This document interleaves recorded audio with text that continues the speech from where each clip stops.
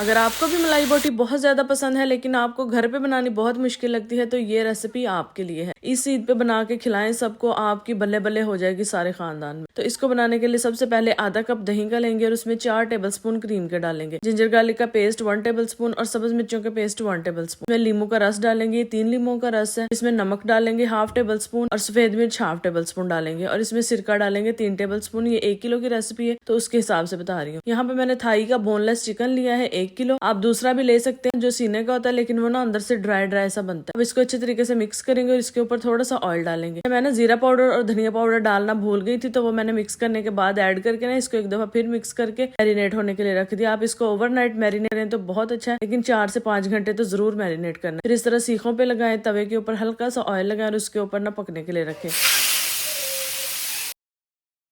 फिर इसकी side change करें 2 मिनट के बाद और इसमें से काफी ज्यादा पानी निकलेगा, उसको कवर कर दें। उसी पानी में ये गल जाएंगी। इसको 10 से 12 मिनट के लिए लो फ्लेम पे रखेंगे तो बोटी बिल्कुल अच्छे तरीके से गल जाएगी। अब जब पानी ड्राई हो जाएगा ना तो आपने अपनी सीखों को आग के ऊपर ना थोड़ी सी फ्लेम देनी है ताकि कलर चेंज हो जाए, बारबेक्यू जैसी इसकी लुक निकल के आए। आप लोग चाहें तो ये वाला स्टेप कर सकते हैं, ये ऑप्शनल है। स्किप करना चाहें तो वो आपकी मर्जी है। इसको अब आपने गरम गरम सर्व करना है। ईद पे बनाए, बारबेक्यू पार्टी में बनाए। अगर आपके पास अंगीठी वगैरह नहीं है तो आप इसको चूल्हे पे भी बना सकते हैं। बहुत ही मजे की बनती है, बहुत जबरदस्त बनती है। रेसिपी को एक दफा जरूर ट्राई करिएगा, फिर मुझे बताइएगा कैसे बनी। तो मिलते हैं किसी नई वीडियो में। अल्लाह हाफिज।